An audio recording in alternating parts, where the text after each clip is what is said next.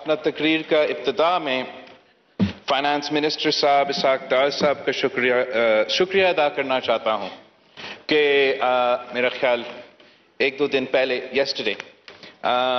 ڈار صاحب نے جو فلڈ ریکنسٹرکشن کے منصوبے ہیں ان کے بارے میں یہاں تقریر کی اور یقین دلائی کہ وہ جو منصوبے ہیں وہ ہمارا بجٹ کے حصے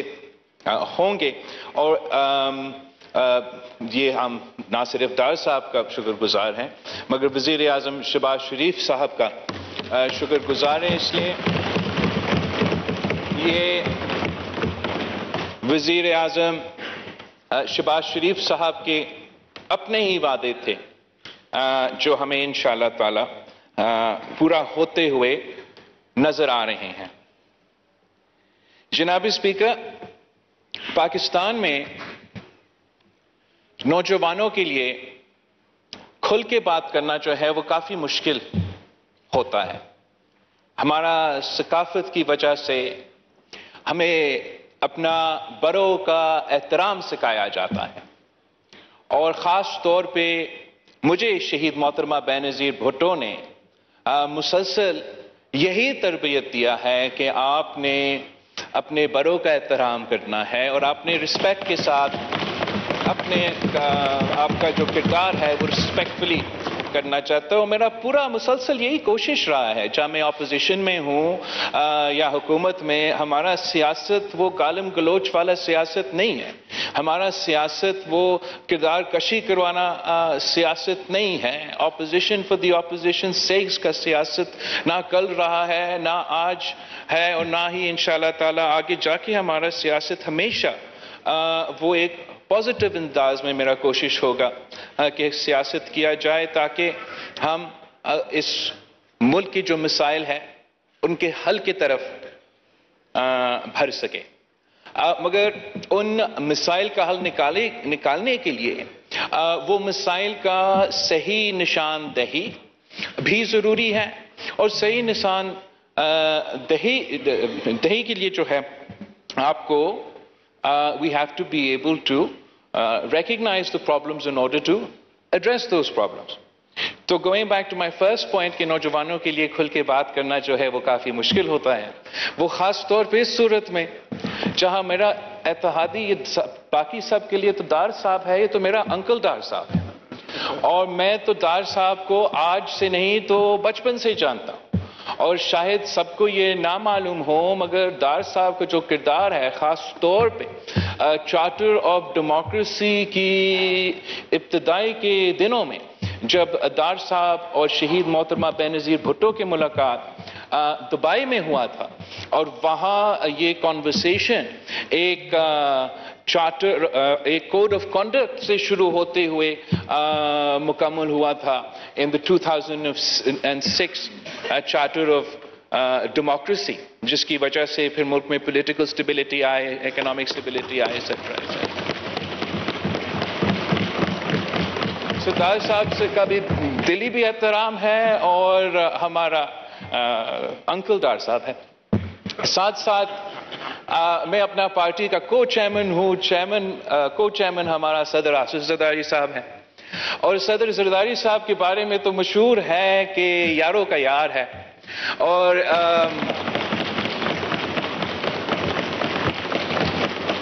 وقت کا جو ہمارا سیاسی یار ہے وہ تو پاکستان مسلم لیگ نواز ہے۔ تو اس دائرے میں رہتے ہوئے میں نے اپنا ذمہ داریاں بھی پورا کرنا ہے as a chairman of my party, as an equal stakeholder. اس لیے وزیر اعظم شہباز شریف صاحب صرف مسلم لیگ نون کا وزیر اعظم نہیں ہے، وزیر اعظم شہباز شریف صاحب شاید زیادہ پیپلز پارٹی کا وزیر اعظم ہے، نہ کہ مسلم لیگ نون کا وزیر اعظم۔ اور میں اپوزیشن کے دنوں میں تو تھوڑا بہت وزیر اعظم شہباز شریف صاحب کو جانتا تھا، پر I've managed to میں نے کلوز اپ شہباز شریف صاحب کو یہ پچھلے 14 مہینوں کو دیکھا ہے، اور جس طریقے سے جس نیت کے ساتھ وہ کام کرتا ہے، اور جو اس کا ورک ایتھک ہے میں اس کے بارے میں گواہ دینے کے لیے تیار ہوں کہ میں نے اس سے بہتر جو ورک ایتھک ہے پہلے نہیں دیکھا ہے، اور اسی قسم کی ورک ایتھک کی ضرورت ہے۔ اگر ہم نے پاکستان کو مسائل سے نکالنا ہے تو ہمیں دن رات محنت کرنا ہے۔ اب وہ دن رات محنت وزیر اعظم صاحب تو کر رہا ہے، اور ہم سب کا ذمہ داری ہے کہ ہم وزیر اعظم صاحب کا جو ہاتھ ہے وہ مضبوط کریں۔ اگر وزیر اعظم کا ہاتھ کو ہم مضبوط کریں گے تو پھر ان مسئلے کو ایڈریس کر سکیں گے۔ اور یہی وجہ ہے کہ ہم بہت شکر گزار ہیں کہ ہمارا جو فلڈز کا ریکنسٹرکشن ہے وہ ہمارا بجٹ میں اب شامل ہوا ہے۔ اس لیے ہمارے لیے تو بہت مشکل ہوتا نہ صرف اپنے عوام کو جواب دینا، پاکستان کے عوام کو جواب دینا، مگر دنیا بھر کو جواب دینا۔ اس لیے جو پچھلے سال ہمارے ہاں یہ قدرتی آفت ہوا، یہ تاریخ میں اس قسم کا مثال نہیں ملتا، اور واقعی اس دوران پاکستان کی پوری حکومت نے مل کے کام کیا، ایک ہو کے کام کیا۔ وزیر اعظم نے خود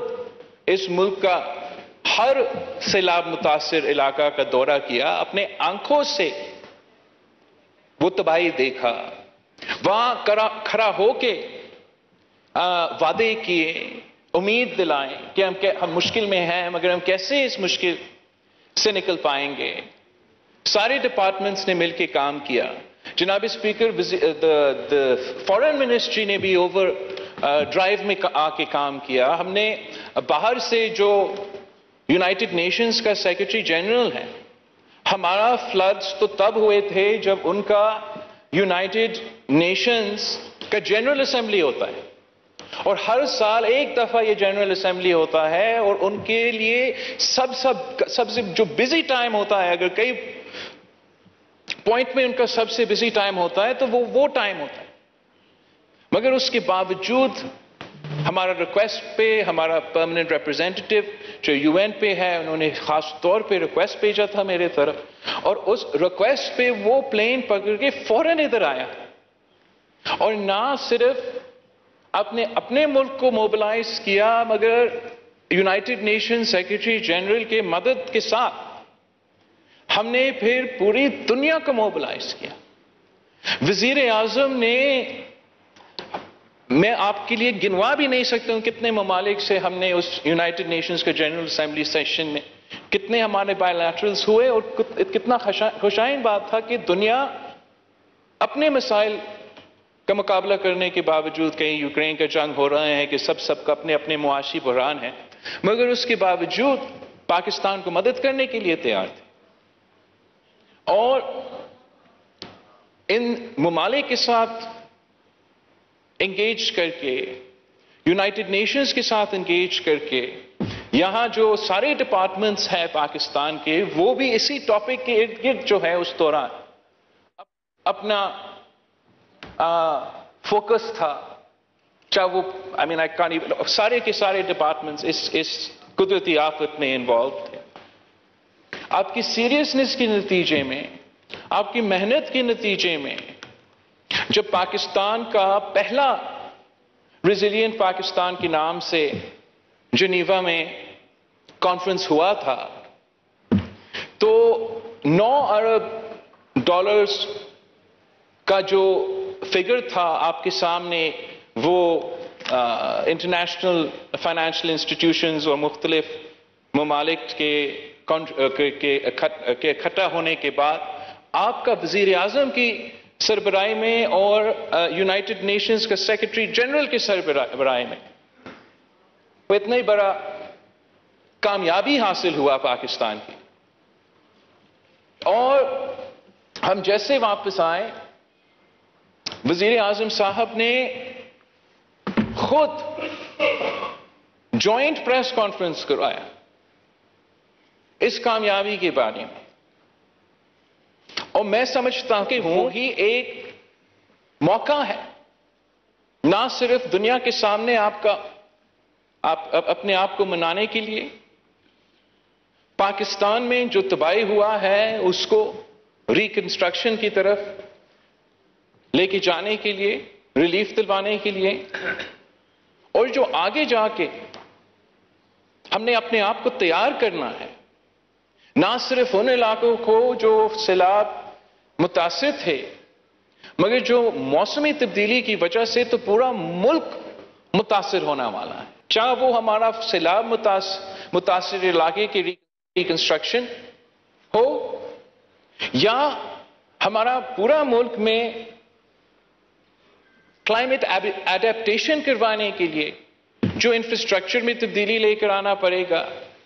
جو کمیونیکیشن انفراسٹرکچر میں تبدیلی لے آنا پڑے گا، جو انرجی انفراسٹرکچر میں تبدیلی لے آنا پڑے گا، جس طریقے سے ہمیں ٹرانزیشن کرنا پڑے گا، ایک تو آرگینک ہوم گرون انرجی اور دوسرا جو گرین رینیویبل انرجی کی طرف بڑھنا پڑے گا. اور یہ سارے جو ہم نے انفراسٹرکچر پہ کام اب آگے کسی وقت تو کرنا ہے، اگر اس پہ ہم ابھی سے اس کام شروع کر لیں، ہم نہ صرف اپنے ملک کے جو سروائیول کی ضروریات ہے وہ پورا کر سکتے ہیں، مگر اس سے جو اوبیسلی معاشی فائدہ ہوتے ہیں، جس طریقے سے لوگوں کو روزگار کے مواقع ہم پیدا کروا سکتے ہیں، تو اس کا فائدہ بھی ہے. And to top it all off, ایک ایونیو ہے انٹرنیشنل دنیا میں آپ کو اس قسم کے اسکیمز کو فنڈنگ حاصل کرنے کے لیے. لیکن اگر ہم واپس پہنچتے ہوئے اپنے ہی کیے ہوئے وعدے کو بھول جائیں گے، جو ہم نے دنیا سے کیا یا جو ہم نے اپنے سے کیے، تو نہ ہمارا دنیا کے سامنے وہ کریڈیبلٹی رہے گا، نہ میرا کوئی کریڈیبلٹی رہے گا، نہ وزیر اعظم صاحب کا کوئی کریڈیبلٹی رہے گا. اگر ہم چاہے وہ یونائٹڈ نیشنز میں ہو، چاہے COP 28 میں ہو، وہاں ہم کہتے ہیں کہ پاکستان تو کلائمیٹ ریزیلینس کے لیے تیار ہے اور کلائمیٹ ایڈیپٹیشن کی طرف ہم بڑھ رہے ہیں، اور اپنا بجٹ ڈاکیومنٹ میں ہمارا یہ کمٹمنٹس ریفلیکٹڈ نہیں ہے، تو پھر ہمارا کریڈیبلٹی کو نقصان پہنچایا جاتا ہے. اور اس لیے ہم بہت ہی شکر گزار ہیں ڈار صاحب کا کہ نہ صرف اپنا وزیر اعظم کا، مگر ہمارا کریڈیبلٹی کو ہمیں بحال کیا گیا، اور جو نہ صرف اس بجٹ میں پلیج کیے گئے ہیں، لیکن جو آگے جا کے وعدہ کیا ہے کہ ہم اپنا جو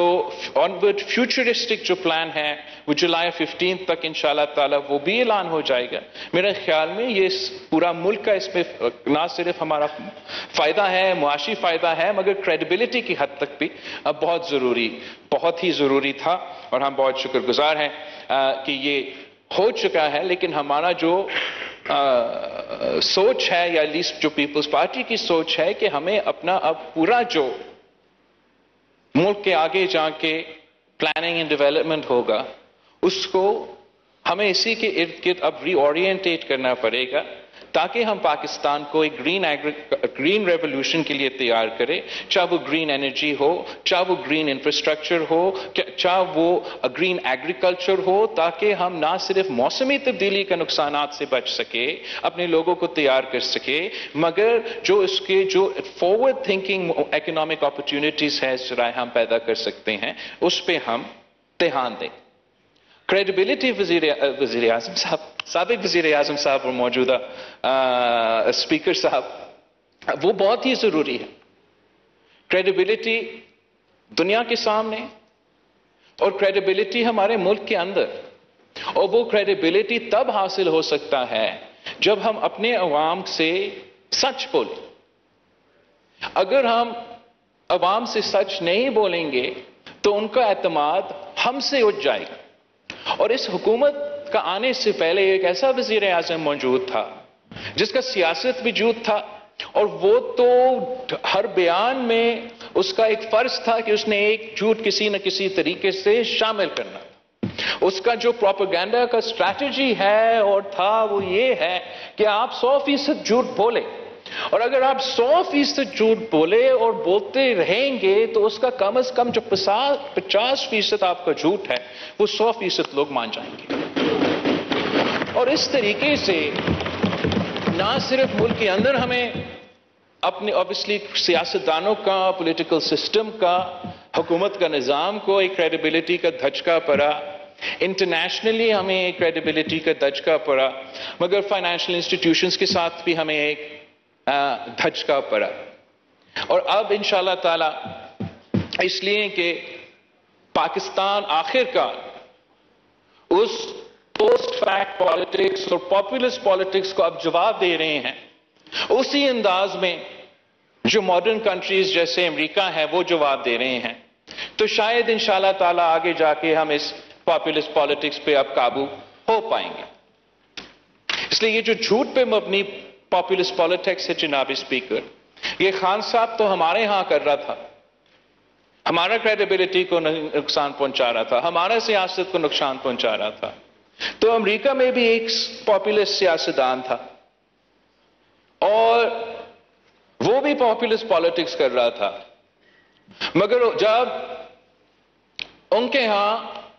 وہ پاپولسٹ سیاست اور وہ پاپولسٹ سیاستدان سیاسی میدان کو چھوڑ کے ان کی ریڈ لائنز کراس کرنا شروع کرتی ہیں، ان کے ادارے پہ حملہ آور ہوئے، تو پھر ان سب کے خلاف ایکشن ہونا شروع ہو گیا اور انہوں نے اپنا رول آف لا قائم کر کے،